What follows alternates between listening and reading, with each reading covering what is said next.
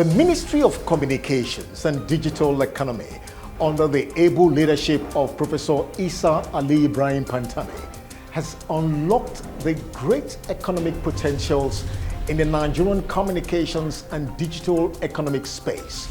In this second part interview with the minister, he spoke on some giant strides of the ministry.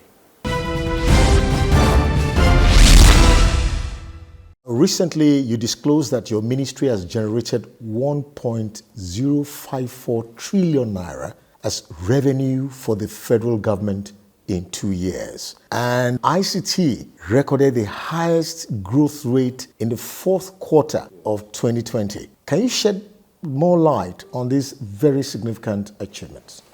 I think the amount you have mentioned, 1 trillion naira, we have already exceeded that since. Even through 5G, we generated for each spectrum over 250 million USD. And all this money will go to government 100%. We don't even return 1%, we only remit to government. And so the ministry and the parastatals have been providing the enabling environment for the sector to be very successful. So there are ways we generate money for government through spectrum, through operational license, assigning numbers to companies, type approval, collecting tax, which is being remitted to FRIS and many more. So these are some of the ways we generate money for government. And this is only generation, not saving. If you talk about saving, we have been saving billions of naira through ICT project clearance. Billions of naira.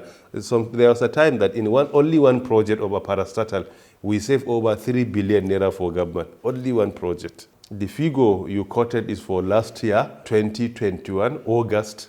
So most probably by August this year time. So my technical team is working on that to compute the total amount. And when it comes to contribution to GDP, with all sense of humility, I'm glad to say that the highest ever contribution of ICT to GDP happens during this administration I serve, and it also happens during my time in office. And the sector recorded the fastest growing time during my time in office.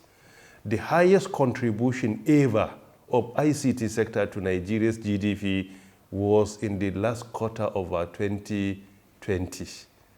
The last ever. This is ICT sector.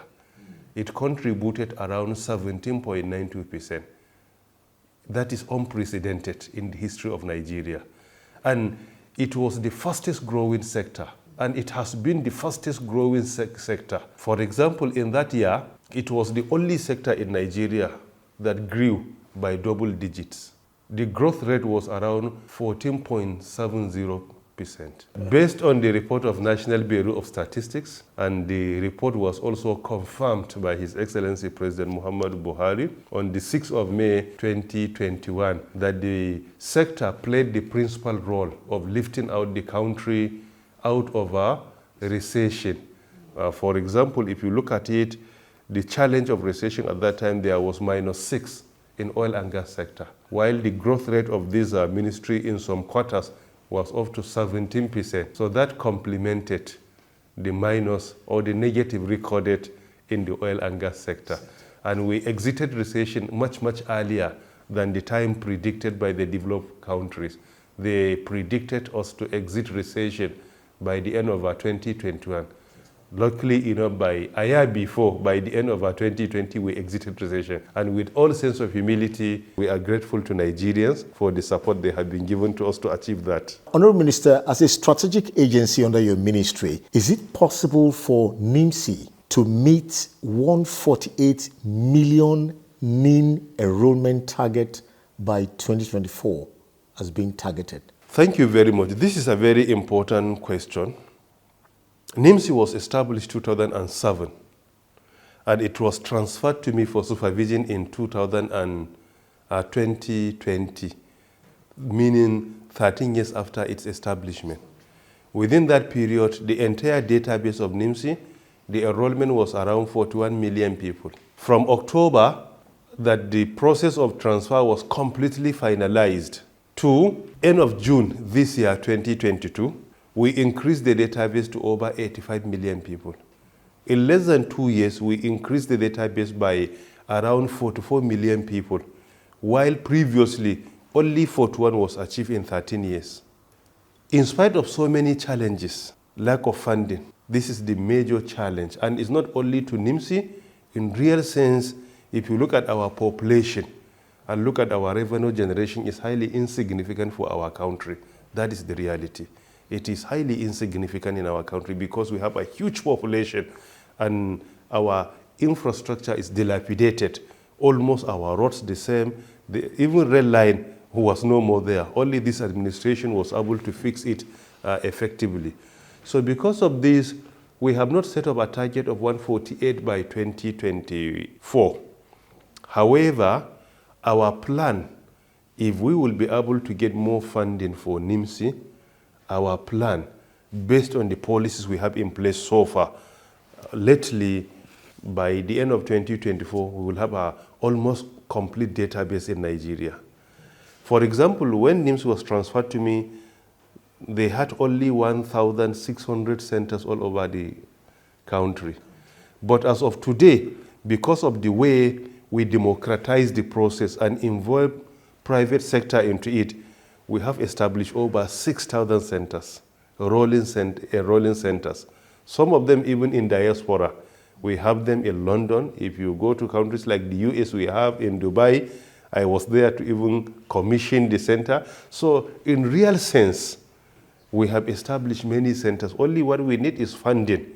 With the funding, we will increase the enrollment process. And we develop some gadgets where we can even move from one house to another to enroll citizens. They don't even need to come out.